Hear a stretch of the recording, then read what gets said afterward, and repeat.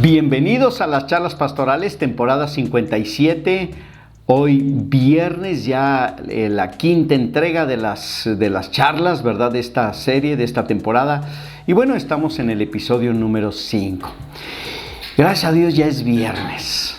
Bueno, no estoy seguro si usted le gusten los viernes. Hay gente que le gusta el viernes porque sábado y domingo no trabaja, ¿no? Entonces, pero hay gente que hasta el sábado y hasta, en mi caso, hasta el domingo, ¿verdad? Andamos trabajando.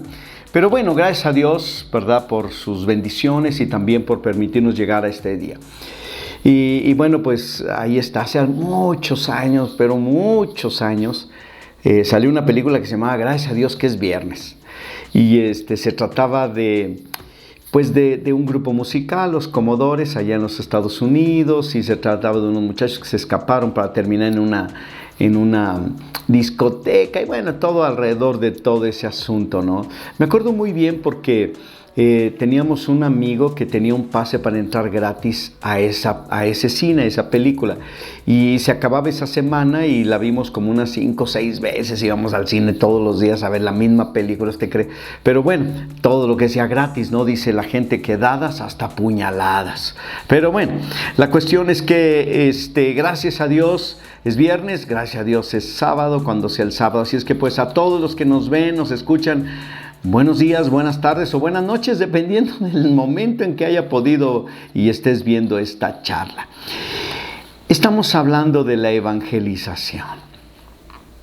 Yo quiero el día de hoy, en este episodio número 5, y el día de mañana también estaré hablando de la oración. La oración es como cuando tú pones a remojar algo, ¿no? Pones, por ejemplo, los que les gusta asar la carne, que yo no sé mucho de eso, pero dicen que, eso es lo que dicen, yo la verdad no sé qué le ponen, ¿verdad? Pero dicen que las marinan. Entonces a mí, yo cuando me decían, es que hay que marinar la carne, ¿verdad? Marinar la carne, se me fuera a ponerlas en un barco de marineros y se fueran al alta mar y luego regresan, no sé qué si me figuraba, pero bueno, esa es la palabra que se utiliza. Y les ponen mucho limón y cosas y las dejan ahí en reposo para que agarre y la carne se cosa o medio cosa. Eso es como poner en remojo, ¿no? Precocer. Ahora hay cosas que les llaman precocidas, ¿no? Y ya nomás les pones ahí unos cuantos minutos y listo, ya está. O vas a poner a cocer alguna verdura o lo que sea para luego después hacer un caldo. Entonces, yo veo que la oración es como poner en cocimiento a las personas y prepararlos para el mensaje de Cristo Jesús. Hay una historia increíble en la Biblia, en Hechos, capítulo número 12, donde matan a uno de los apóstoles o de los discípulos llamado Jacobo, ¿verdad? En el capítulo 12 del libro de los Hechos dice que Herodes echó mano de algunos de la iglesia para maltratarles y mató a espada a Jacobo, hermano de Juan. Y viendo que esto había agradado a los judíos, procedió también a prender a Pedro. Y eran entonces los días de los panes sin levadura, o sea, era la semana de la Pascua, ¿verdad? Y luego dice, y habiéndole tomado preso, le puso en la cárcel y entregándole a 4 grupos de 4 soldados, fíjense, 16 custodios. Dice, se proponía sacarle al pueblo después de la Pascua. Así que Pedro estaba custodiado en la cárcel. Pero fíjate, la frase más importante de todo esto, incluso más importante que la liberación de Pedro, porque la historia es que Pedro es liberado de la cárcel. Pero dice la palabra de Dios así, pero la iglesia hacía, sin dejar de hacerlo, sin cesar, oración a Dios por él. La oración. Los primeros cristianos y los primeros capítulos del libro de los Hechos que relata la evangelización, los primeros, ¿qué te gusta? Años, ¿verdad? De la vida cristiana, los cristianos oraban. Y oraban con fervor y pasión. Las cosas estaban terribles. Había persecución, había muerte. Había miedo, había temor. Los cristianos empezaron a esconderse. Ya se había dicho en la Biblia que Pablo asolaba a los cristianos, ¿verdad? Y se había soltado una persecución contra los cristianos terrible. En nuestro caso, ¿verdad? Nunca hemos vivido o sufrido una persecución como otros la han sufrido aquí en nuestro país en el pasado. Pero imagínate nada más, ¿no? ¿Qué haces? Corres, huyes, te escondes, lo que puedas con tal de salvarte por ser cristiano. Pero lo que menos debe hacer y lo que menos hacían era negar a Cristo Jesús. O sea, podían correrle, podían huir, podían esconderse y volver a huir y volverse a esconder y andar viajando aquí para allá y todo eso. Pero para atrás ni un milímetro, porque de eso dependía el mantenerse fieles a Dios. Porque en una época donde se persigue al cristianismo, es donde el cristianismo es perseguido por ser una religión contraria a los intereses de una nación, cuando son intereses religiosos, o a los intereses políticos de todo un imperio, como sucedió más adelante, que Roma desata todo su poder contra los cristianos. Murieron miles y miles de cristianos, y no dudaría de que algunos se hayan echado para atrás de su fe, pero la mayoría no lo hizo. Y eso los llevó a tener tal poder que llevaron el mensaje de Jesús hasta que el mundo conocido de aquella época pudo volverse a Dios. Les costó mucha sangre, muchas vidas, mucha opresión, mucha persecución, muchas pérdidas. Pero a final de cuentas lo lograron. En medio de todo ese dolor, tristeza, pérdidas y sangre, estaba también la oración. La oración cambia las vidas de las personas. Claro, no es precisamente porque sea un asunto precisamente de orar lo que va a cambiar a las personas, no. Es Cristo el centro de la oración, a quien le oramos, al Padre. Él es el que tiene el poder para cumplir los deseos de nuestro corazón.